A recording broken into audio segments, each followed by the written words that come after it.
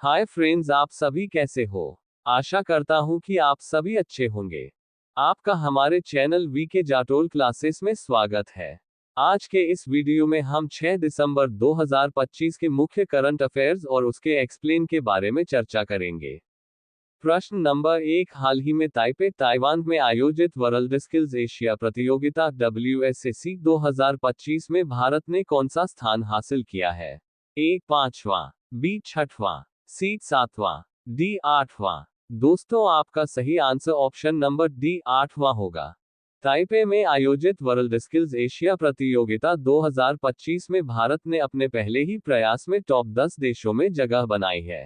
Ranking 29 देशों की भागीदारी में भारत ने 8वां स्थान हासिल कर दमदार प्रदर्शन किया।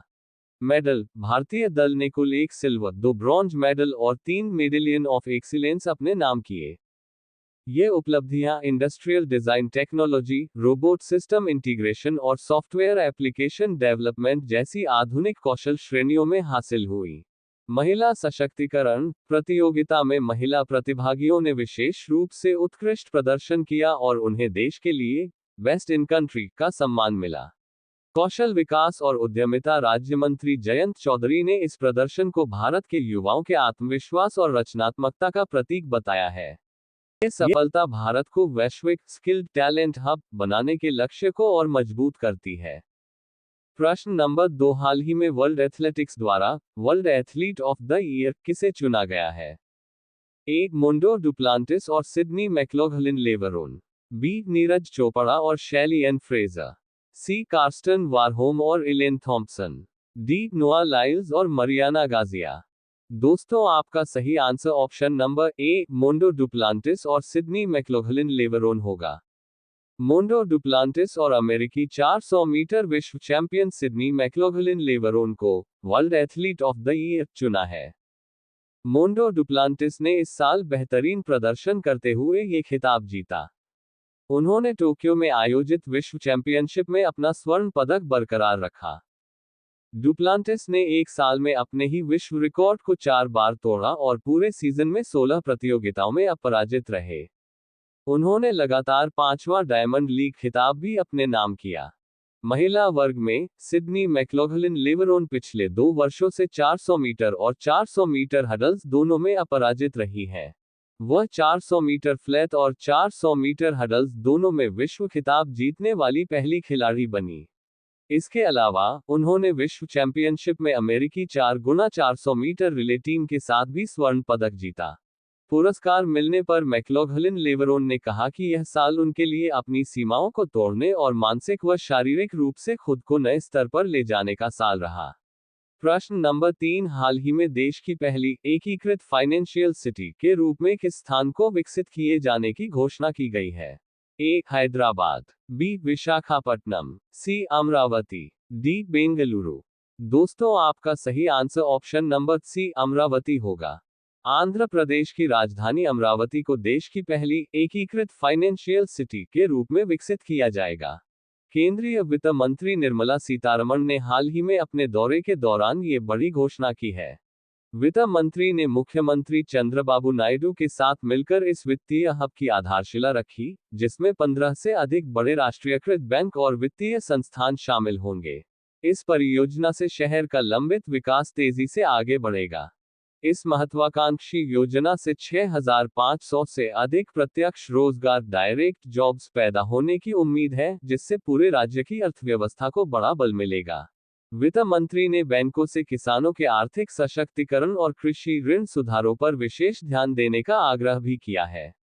अमरावती का लक्ष्य अब देश के प्रमुख वित्तीय केंद्र के रूप में अपनी पहचान बनाना है। प्रश्न नंबर 4, हाल ही में किस स्थान को यूनेस्को वर्ल्ड हेरिटेज टैग दिलाने के लिए प्रयास किए जा रहे हैं।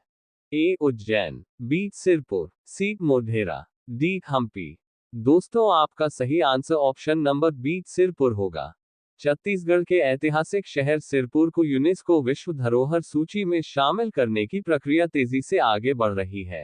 भारतीय पुरातत्व सर्वेक्षण ASI और सिरपुर विशेष क्षेत्र विकास प्राधिकरण SADA की संयुक्त टीम ने हाल ही में स्थल का मूल्यांकन किया है। सिरपुर का इतिहास 5वीं से 12वीं शताब्दी के बीच का है और यह हिंदू, बौद्ध और जैन परंपराओं से जुड़े 34 स्मारकों का एक अनूठा केंद्र है। यहाँ 7वीं शताब्दी का प्रसिद्ध लक्ष्मण मंदिर भी स्थित है, जो भारत के श्रेष्ठ ईंट निर्मित मंदिरों में से एक है।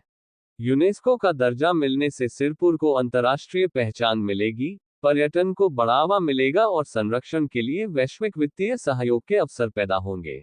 प्रशासन स्मारकों को जोड़ने के लिए हेरिटेज कॉरिडोर और पर्यटकों के लिए एक आधुनिक व्याख्या केंद्र विकसित कर रहा है, ताकि यह स्थल एक सतत और आकर्षक विरासत पर्यटन केंद्र बन सके।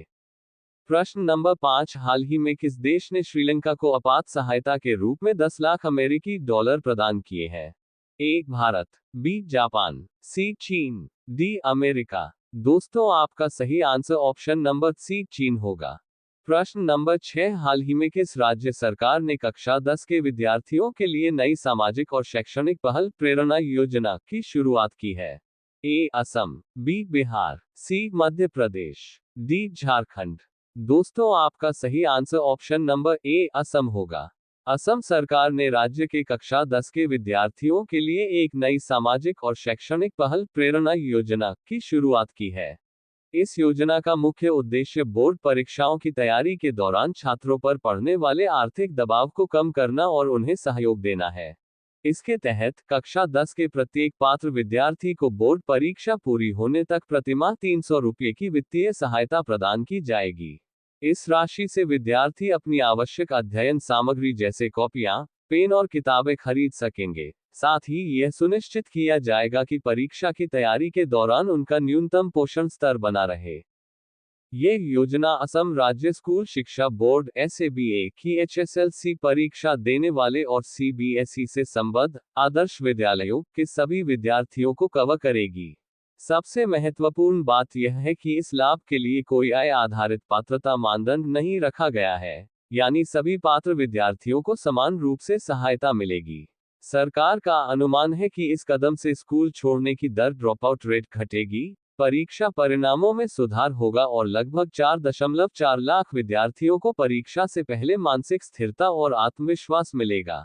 ये योजना शिक्षा को सामाजिक समानता से जोड़ने की दिशा में एक महत्वपूर्ण कदम है। प्रश्न नंबर 7, युद्धपोत उत्पादन और अधिग्रहण नियंत्रक का पदभार हाल ही में किसने संभाला है? A. Sanjay Sadhu, B. Arun Mehta, C. Vinod Chandran, D. Rajesh Kumar. दोस्तों, आपका सही answer option number A Sanjay Sadhu होगा। प्रश्न नंबर 8, हाल ही में पश्चिम बंगाल सरकार ने किसे लोकायुक्त नियुक्त किया है? ए. न्यायाधीश रविंद्रनाथ सामंत, बी. न्यायाधीश रंजन गोगोई, सी. न्यायाधीश मदन लोकुर, डी. न्यायाधीश दीपक मिश्रा।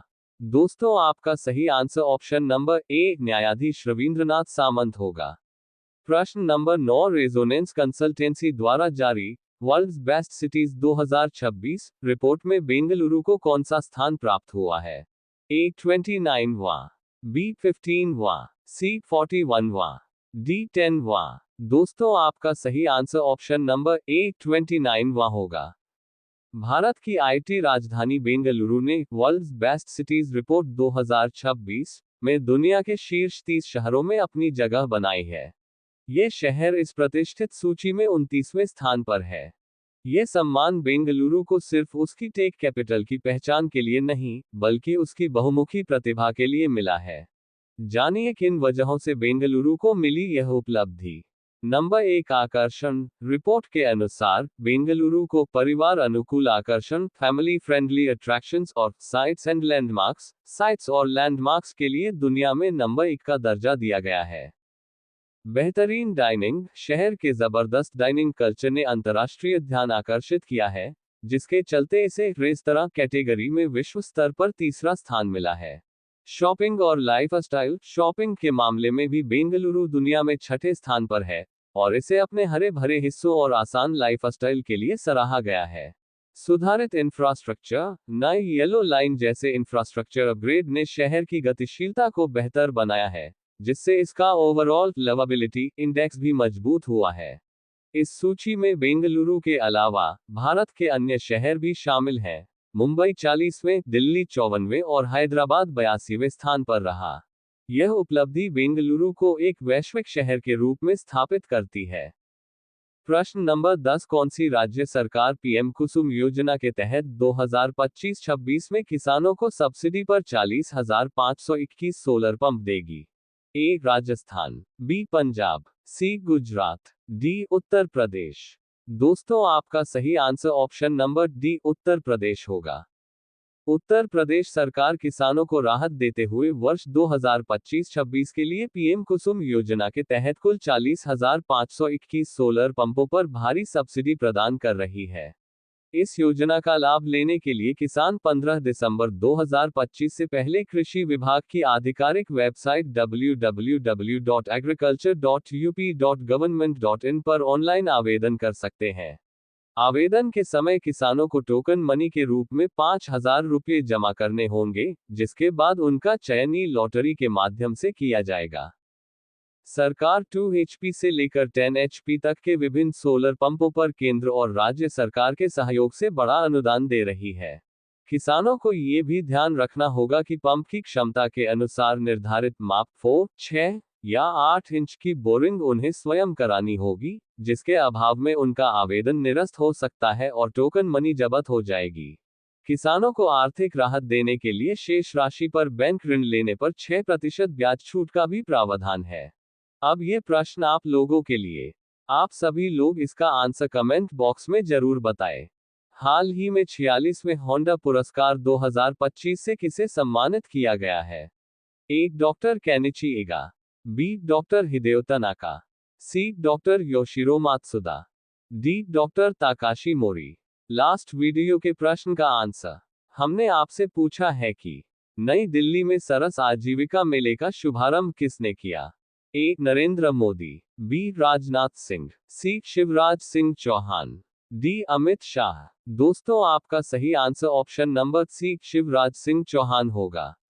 यदि दोस्तों आपको हमारा यह वीडियो अच्छा लगा हो तो वीडियो को लाइक शेयर जरूर करें, साथ ही हमारे चैनल वीके जाटोल क्लासेस को सब्सक्राइब जरूर करें ताकि हमारे चैनल पर अपलोड होने वाली प्रत्येक वीडियो का नोटिफिकेशन आप तक तुरंत पहुंच सके।